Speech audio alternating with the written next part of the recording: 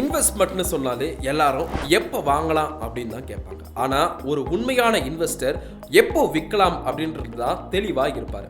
ஒரு ஸ்டாக் 50% ஏறினாலும் அதை விற்று உங்கள் கைக்கு லாபம் வர வரைக்கும் அது வெறும் பேப்பரில் இருக்கிற நம்பர் தான். அதை எப்போ ரியல் கேஷாக மாற்றணும்னு தெரியாமல் இருந்தால் மார்க்கெட் திடீர்னு விழும்போது மொத்த லாபம் காணாமல் போயிடும்.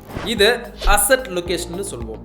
நிறைய பேர் டாக்ஸ் மிச்சம் பண்ண ஏடிசியில் முதலீடு பண்ணுவாங்க. ஆனால் அந்த பணம் 15 வருஷம் லாக்இன் ஆகிரும். உங்கள் வாழ்க்கையில் ஒரு அவசர தேவை வரும்பொழுது கையில் 50 லட்சம் மதிப்புள்ள இன்வெஸ்ட்மெண்ட் இருக்கும். ஆனால் அதை எடுக்கவே முடியாது. முதலீடு பண்ணும்பொழுது லிக்விடிட்டி, அதாவது எவ்வளோ சீக்கிரம் அதை பணமாக மாற்ற முடியும்ன்றது தான் ஃபர்ஸ்ட் பார்க்க வேண்டிய விஷயம்.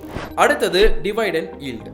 பெரிய பணக்காரங்க யாரும் வெறும் விலை ஏறதை மட்டும் நம்பி இருக்க மாட்டாங்க. அவங்க முதலீடு பண்ண கம்பெனி கொடுக்குற லாப பங்குலேயே அவங்க வாழ்க்கையை ஓட்டுவாங்க. நீங்க ஒரு ஸ்டாக் வாங்குறீங்க அப்படின்னா அந்த கம்பெனி லாபத்துல உங்களுக்கு பங்கு தருதான்னு பாருங்க. கம்பெனி வளர்றது மட்டும் கிடையாது, அந்த வளர்ச்சி உங்க பாக்கெட்டுக்கும் வரணும். இன்னொரு லேட்டஸ்ட் ட்ரெண்ட் என்ன அப்படின்னா சோஷியல் ட்ரேடிங். யாரோ ஒரு இன்ஃப்ளூயன்சர் ஒரு காயினையோ இல்ல ஸ்டாக்கையோ சொன்னா உடனே கோடிக்கணக்கில் இன்வெஸ்ட் பண்றது. ஞாபகம் வச்சுக்கோங்க, அவங்க அந்த ஸ்டாக்கை பத்தி பேசும்போது அவங்க ஏற்கனவே லாபத்துல இருப்பாங்க. நீங்க உள்ள போகும்போது அவங்க வெளியே வருவாங்க.